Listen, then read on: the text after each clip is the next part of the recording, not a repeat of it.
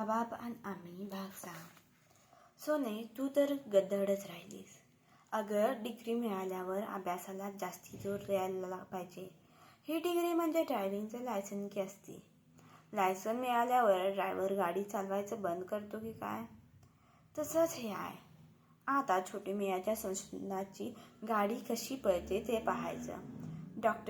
डॉक्टरेटच्या डिग्रीबद्दल एवढा समर्पक पर्स्पेक्टिव्ह अमेरिकेतील एखादा विद्वान प्राध्यापकसुद्धा देऊ शकला असता किंवा काय याची शंका आहे. कारण शाळेच्या जगातल्या कोणत्याही डिग्र्या न मिळालेले दादा जगाच्या शाळेतील समस्त डिग्र्या अक्षरशः कोळून प्यायलेले होते. त्यानंतर काही महिन्यांनी दादांनी मला जवळ बोलवले. मुद्रा गंभीर. अचानक म्हणाले, बाबासाहेब डिग्री घेऊन विलायतहून परत आले तेव्हा त्यांना पाहिजे तशी नोकरी मिळाली नव्हती. पण त्यांनी आपल्या लोकांची चळवळ सुरू केली. तू बी अमेरिकेहून डिग्री घेऊन आलास की मग बँकाची नोकरी कशाला करतोस? अहो दादा, बाबासाहेबांची गोष्ट वेगळी.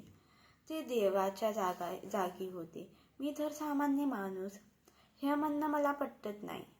तुझ्यासारख्या शिकल्या सवरलेल्या तरुण मंडळींनी राजकारणात जाऊन लोकांची सेवा केली पाहिजे. शेवटी काहीतरी बोलायचे म्हणून मी म्हणालो, दादा, आजकाल राजकारणात जाऊन कोणी लोकांची सेवा करीत नाहीत ते दिवस गेले. आता राजकारणात जास्त करून गुंड लोक भरलेत.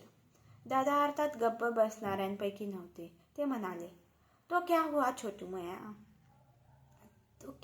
छोटू मियाँ? तुम भी तो साला एक नंबर का बदमाश आहे. त्यावर माझ्याकडे निरुत्तर झाले. माझ्याकडे उत्तर नव्हते. दादांच्या आयुष्याची पहिली 10 वर्षे सोडली तर उरलेली 7 दशके मुंबईत गेली.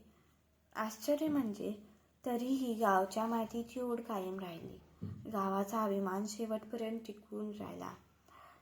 अमेरिकेहून परतल्यानंतर मुंबई दूरदर्शनावर माझी एक मुलाखत झाली. ती पाहून दादा खुश होतील अशी माझी स्वाभाविक अपेक्षा होती.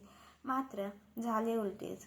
संध्याकाळी घरी आलो तर दादा गाल फुगवून बसलेले. मी गोंधळून गेलो. म्हटलो, दादा, मुलाखत आवडली नाही काय? ते गप्पच. हळूहळू मी त्यांना बोलते गेले. शेवटी त्यांची खंत व्यक्त झाली. तू तुझी ओळख बराबर नाही करून दिली. नुसतं नाव सांगितलं.